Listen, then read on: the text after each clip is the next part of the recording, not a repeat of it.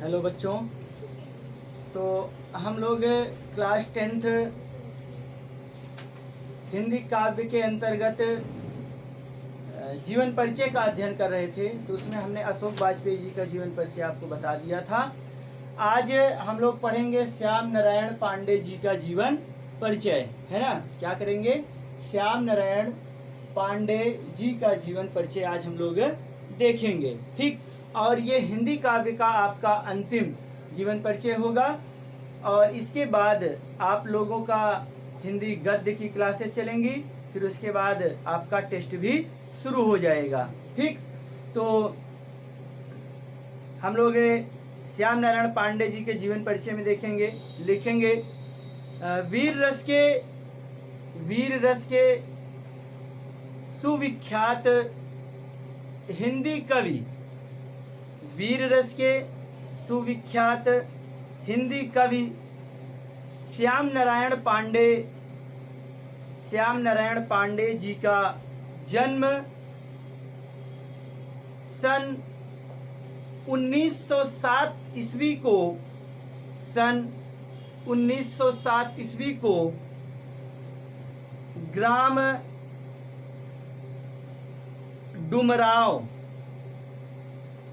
डुमरांव आजमगढ़ उत्तर प्रदेश में हुआ था।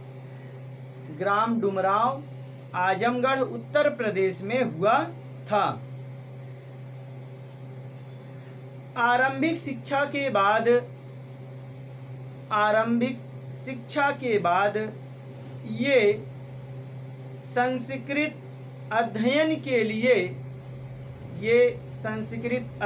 के लिए काशी चले गए। यहीं रहकर काशी विद्यापीठ से इन्होंने साहित्याचार्य, मतलब साहित्य के आचार्य, है ना। इन्होंने साहित्याचार्य की परीक्षा उत्तीर्ण की। ये स्वभाव से सात्विक, हृदय से विनोदी और आत्मा से निर्भीक व्यक्ति थे। पांडे जी दो दशकों से अधिक समय तक कवि सम्मेलनों में मंच पर उपस्थित रहे। कहने का क्या मतलब है इसका? कहने का मतलब ये है कि ये कवि सम्मेलनों में भी भाग लेते थे, ठीक। मतलब अधिक समय तक कवि सम्मेलनों में मंच पर उपस्थित रहे। हल्दी घाटी, इसको सिंगल इन्वर्टेड कॉमा, जिसको आप लोग हिंदी में बोलते हैं एकल उद्धरण चिन्ह, है ना।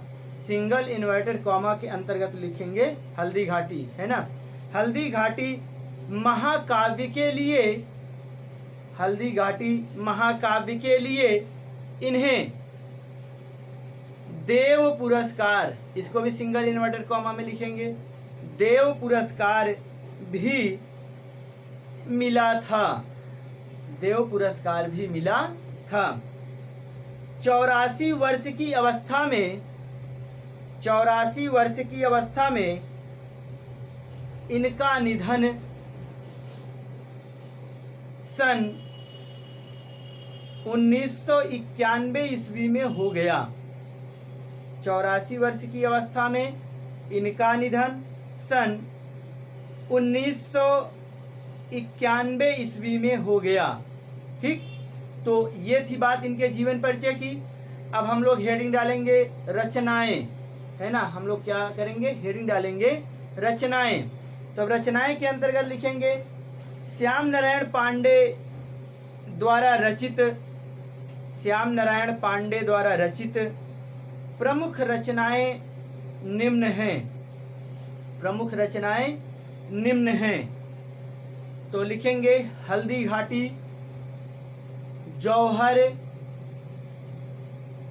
तुमुल। अब देखिए ये जो आपका हल्दी घाटी है, जौहर है, तुमुल है, ये इनका क्या है? खंड काव्य। क्या है? इसको खंड काव्य बोला जाता है। ठीक, ये तीनों खंड काव्य हैं। फिर आगे लिखेंगे रूपांतर, आरती, जय हनुमान, गोरावध, गोरावध, जय पराजय, जय पराजय, माधव, रिमझिम, आंसू के कण, आंसू के कण, परशुराम, परशुराम, शिवाजी आदि। ये क्या है? इनकी प्रमुख रचनाएं हैं। ठीक, अब हम लोग कला पक्ष हेडिंग डालेंगे जिसमें आपका आता है भाषा शैली। ठीक, उसके बारे में हम लोग चर्चा करेंगे। लिखेंगे पांडे जी की भाषा खड़ी बोली है। पांडे जी की भाषा खड़ी बोली है। भाषा तत्सम प्रधान, भाषा तत्सम प्रधान होकर भी, भाषा तत्सम प्रधान होकर भी प्रवाहमय और बोलचाल में, और बोलचाल में उर्दू के शब्दों को, उर्दू के शब्दों को अपनाती चली है। उर्दू के शब्दों को अपनाती चली है। पूर्ण विराम। पांडे जी मुख्यतः वीर रस के कवि हैं। पांडे जी मुख्यतः वीर रस के कवि हैं। वीर रस का एक उदाहरण, वीर रस का एक उदाहरण उनके प्रसिद्ध खंड काव्य, उनके प्रसिद्ध खंड काव्य जय हनुमान, जय हनुमान से लिया गया है। तो देख इसको लिखेंगे आप लोग। ज्वलल ललाट पर अदम्य तेज वर्तमान था, प्रचंड मान भंग जन्य क्रोध वर्धमान था, आराति पर असह्य अग्नि दृष्टि डालते हुए उठे कि दिगंत में अवर्ण ज्योति छा गई, कपीस के शरीर में प्रभा स्वयं समा गई। ठीक, तो ये क्या है इनका? ये जय हनुमान में ये पंक्तियां हैं। मतलब ये दिखा रहा है कि ये वीर रस के कितने प्रसिद्ध कवि हैं। ठीक, तो आप लोग इसको, इस पंक्ति को, वीडियो को रोक रोक करके या पेज अपलोड कर दिया जाएगा, तो उसमें से आप लोग ये पंक्तियां देखकर लिख लेंगे। ठीक, अब उसके बाद हम लोग लिखेंगे भाव पक्ष। भाव पक्ष में लिखेंगे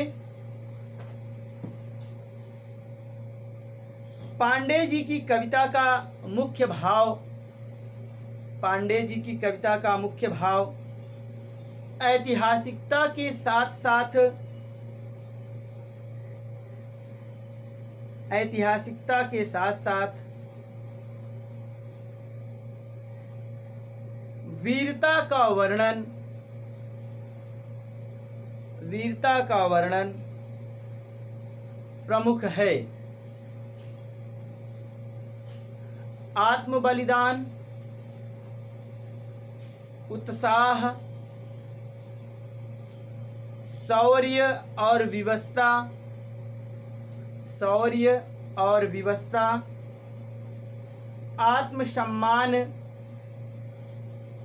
आदि भावों को, आदि भावों को अपने काव्य में, अपने काव्य में गहनता से प्रस्तुत करते हैं। अपने काव्य में गहनता से प्रस्तुत करते हैं। ठीक, तो ये था आपका श्याम नारायण पांडे जी का जीवन परिचय।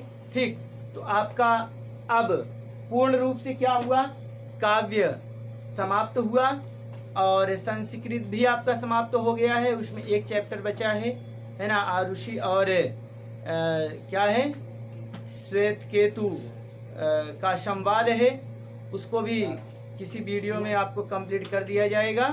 अब इसके बाद आपका किसी भी दिन से क्या होगा, गद्य शुरू करके और आपका टेस्ट शुरू कर दिया जाएगा। तो आप लोग बिल्कुल क्या करेंगे, चीज़ों को कंप्लीट रखेंगे। हाँ, और आपका जो संस्कृत और हिंदी व्याकरण से संबंधित जो भी प्रश्न हैं उसको आप लोग अच्छे से अपना कंप्लीट करेंगे। वहाँ पर ज़्यादा कुछ है नहीं, संधि से क्वेश्चन आएगा, समास है ना, तत्सम तद्भव, पर्यायवाची शब्द, विलोम शब्द, और संस्कृत जो आपका पोर्शन है उसमें से आपका रूप आएगा, है ना, 2 शब्द रूप आएंगे, एक धातु रूप आएगा, और आपका 2 संस्कृत में अनुवाद करने के लिए आएगा। और वो ज़्यादातर आपका जो चैप्टर पढ़े हैं आप लोग वहीं से होता है। ठीक, तो इतना आप लोग कंप्लीट रखेंगे। और निबंध क्या है, निबंध लिखने का तरीका आपको बता दिया जाएगा, और निबंध में तो आपका अपना खुद का दिमाग चलेगा। ठीक, तो हम आपसे मिलेंगे अब अगले वीडियो में हिंदी गद्य के साथ, और वो भी फर्स्ट चैप्टर मित्रता जो आचार्य रामचंद्र शुक्ल के द्वारा लिखा गया है। ठीक, तो हम आपसे मिलेंगे अब अगले वीडियो में, तब तक आप लोग इसको अच्छे से कंप्लीट करें।